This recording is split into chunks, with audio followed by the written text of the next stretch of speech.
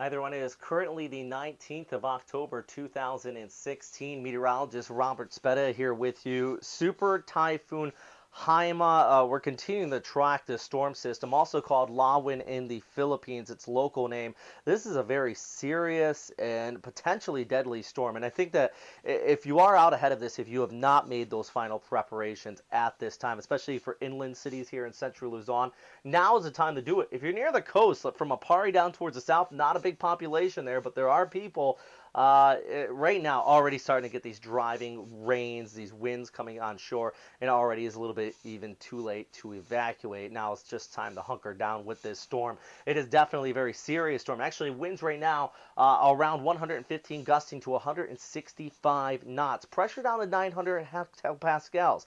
This is about as low as it goes with these strong storms. We had Moranti earlier this year. That dropped down to about 890. So it kind of gives you a perspective. This is another Category 5 equivalent, very dangerous storm system. Look at the visible satellite imagery, for example. You have this perfect spherical flow coming around this storm system. It's very symmetrical. It has big lungs. You can see the outflow, kind of those wispy clouds flowing towards the east, and that moisture inflow coming down from the south. Even over the past several hours, the microwave imagery shows a flare up of convection. Now watch it. It's coming. It's coming right in there. That outer eye wall starts to flare up, and this is wobbling. It's continuing to strengthen, believe it or not.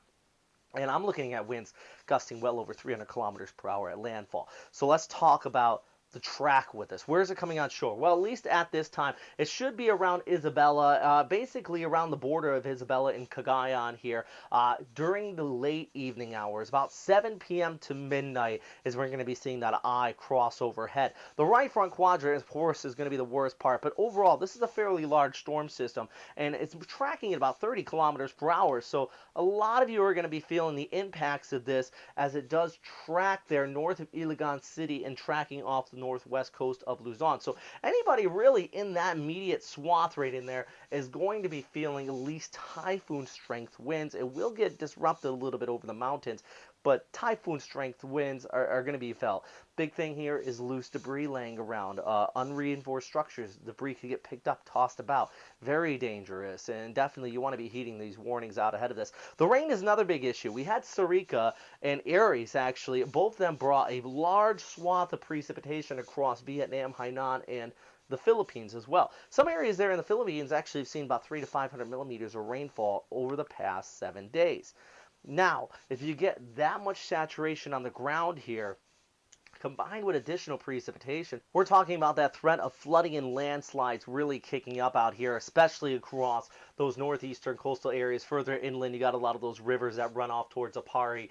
And yeah, I think that river flooding is going to be a big issue. Actually, videographer James Reynolds and Josh Morganman, both in very similar areas there, further inland, but expected to see some pretty significant impacts from this storm as it does track overhead. So let's talk about the timeline here. Well, this was on Wednesday about 10 a.m. here, still a Category 5, and even as we go ahead through the evening hours, this is going to be staying that Category 5 intensity as it comes on shore. Pretty tight pressure gradient, but you look at the tighter gradient even extending down towards Manila. Tropical storm strength winds expected through the overnight hours. They're into the Metro Manila area. Not nearly as intense back towards the north, but remember, this is a massive storm system. The worst of the winds, though, will be in that right front quadrant, pushing on shore and then even extending further inland from Apari down towards Iligan City. I think you're going to be seeing typhoon strength winds, and some of these areas could be seeing the gusts, especially between mountains. You get some funneling up to 300 kilometers per hour. Even if you're further away from the coastal areas, then that's really was the big thing with Typhoon Haiyan.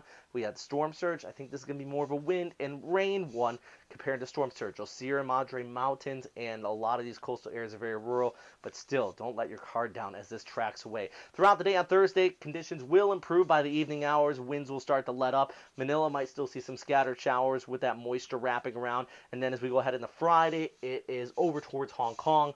We're going to be changing our attention to, could be seeing about a Category 2 to Category 3 equivalent here, typhoon. And hey, that's enough to cause some damage out there for those of you. All right, guys, that's a quick down and dirty green screen update.